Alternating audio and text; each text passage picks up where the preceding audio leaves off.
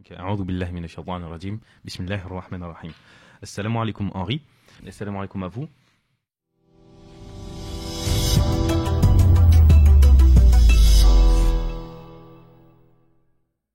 Ok, ok.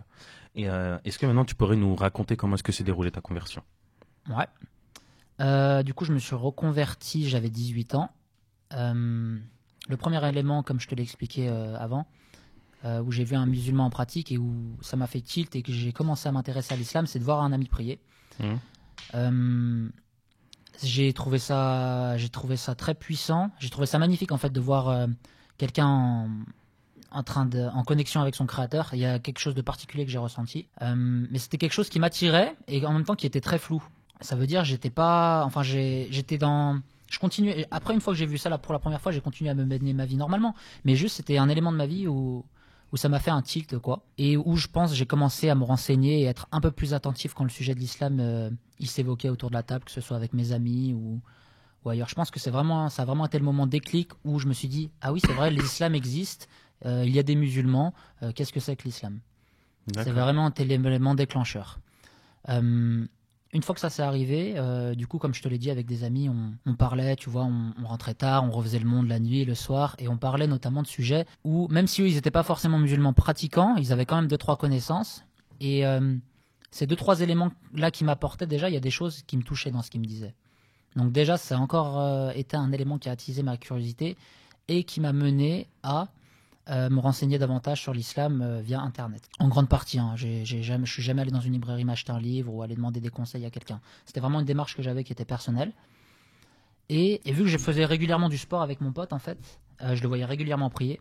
Mhm. Et ça, c'était vraiment quelque chose qui m'intriguait. Et je voulais savoir qu'est-ce qu'il disait quand il priait. Qu'est-ce qu'il racontait, comment ça se déroulait et comment un musulman priait. Parce que moi, il faut savoir que j'étais chrétien auparavant. Donc, même Mhm. si j'ai eu une éducation catholique, où j'ai fait du catéchisme, j'ai fait ma communion, ma profession de foi, mon baptême, tout ça, ça m'avait jamais intéressé auparavant. Et la prière chez les catholiques, elle est très différente de la prière chez les musulmans. Ça pourrait peut-être plus se comparer à juste une invocation, en fait, la prière chez Mhm. les chrétiens. Tu le fais un peu quand tu veux, quand on a besoin ou non pour remercier ou demander. Mais donc, du coup, j'ai commencé à me renseigner, à savoir comment est-ce qu'un musulman faisait pour prier. Donc, je tape sur Internet. Ok, Surat al-Fatiha, quand tu veux prier, c'est ça. T'as une prosternation, une inclinaison, tout ça, ok, ok, ok. Et donc du coup, je vois Surat al-Fatiha, ça revient souvent. Ok, qu'est-ce que c'est que ça? Bah, je tape sur Internet. Ok, première surat du Coran. Euh, ok, ben, je vais taper sur YouTube, voir ce que ça fait. Je tape, euh, je tape sur YouTube Surat al-Fatiha et je tombe sur une compilation euh, de 20 récitateurs qui enchaînent Surat al-Fatiha, entre guillemets. Tu vois, il y avait D'accord. le premier c'était Soudaïs, après il y en avait plein d'autres, des Égyptiens, des Yéménites, tout ça. Et subhanallah, incroyable. C'était la Fatiha, du coup elle était récitée en arabe, avec la traduction française. Donc à la fois j'avais l'audio, et en même temps j'avais le sens, En sous-titré. en sous-titré. Mhm. Là déjà ça a été une première grosse frappe que j'ai pris, entre guillemets. J'ai trouvé ça magnifique déjà la récitation. Et le sens aussi je l'ai trouvé très poignant. Et c'est quelque chose que j'ai beaucoup apprécié écouter. Donc je l'écoute une fois, je trouve ça magnifique. Une deuxième fois, une troisième fois. Si bien que j'aimais bien l'écouter de temps en temps. De temps en Mhm. temps, je la mettais le soir dans mon lit avant de dormir. T'avais quel âge à ce moment-là? Excuse-moi de te couper. J'avais 17 ans environ, Ok, entre ouais. 17 et 18 ans. Mhm. Je vais avoir 17 ans et demi, ouais. Et si bien qu'un jour, tellement je l'écoutais, eh ben, j'ai fini par la connaître, par cœur. À côté de ça, mes recherches autour de l'islam, elles s'accentuaient. Mhm. Je recherchais... En vrai, au début de de mon intérêt pour l'islam, je me suis pas vraiment renseigné sur la vie du prophète, alayhi salatu wassalam. Je me suis beaucoup plus orienté vers... ce qui m'attirait, en fait, c'était la prière. C'était cette manière de prier, tu vois. Et donc, je me suis pas du tout renseigné au début sur la vie du prophète, alayhi salatu wassalam. Et je me suis vraiment focalisé exclusivement sur la prière. Mais en même temps, à côté, en même temps que j'écoutais Surat al-Fatiha régulièrement, je me renseignais sur des sujets. Et pareil, il y avait des choses qui un peu me transcendaient. Tu vois, j'apprenais quelque chose, par exemple, sur le jugement dernier, le jour du jugement dernier.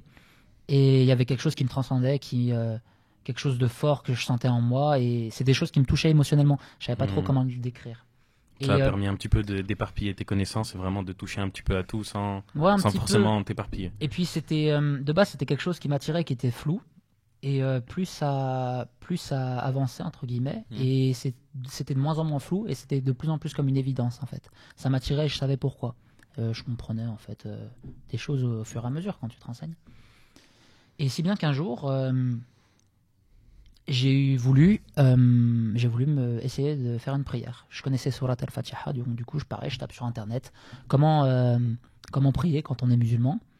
Et ok, d'accord, bon, bah, faut faire ci, faut faire ça, ok, je vois que je peux prier qu'avec Surat al-Fatiha, ok, donc c'est possible.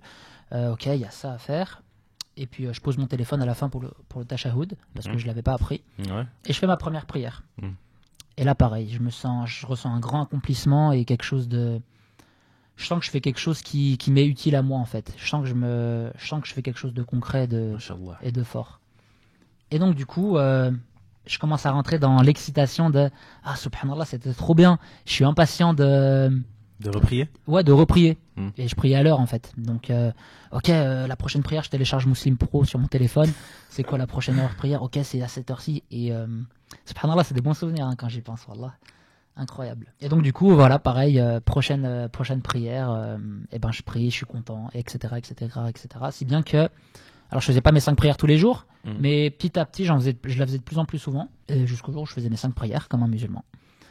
Et je pense que c'est à ce moment-là, en fait, que je me suis dit, et que je me suis vraiment posé la question, mais pourquoi, Henri, tu n'es pas musulman?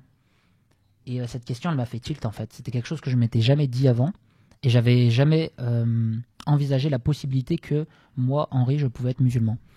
Et donc, à partir de là, je me suis dit, bah oui, en fait, je suis en adéquation avec ce que je vois, je suis en adéquation avec tout. C'est le mode de vie auquel j'aspire. Et je me sens à l'aise, je me sens bien. Je ressens aucune contrariété, il n'y a aucune chose qui me dérange. Donc oui, j'ai envie de devenir musulman. Donc je tape sur Internet, tac, tac, tac. Comment devenir musulman? Ok, donc je vois qu'il faut prononcer l'attestation de foi, que c'est le premier pilier de l'islam. Je vois qu'il faut faire ses grandes ablutions aussi avant, que c'est recommandé, tout ça.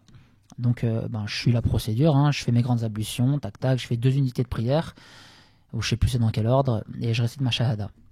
Et à partir de là, j'étais musulman.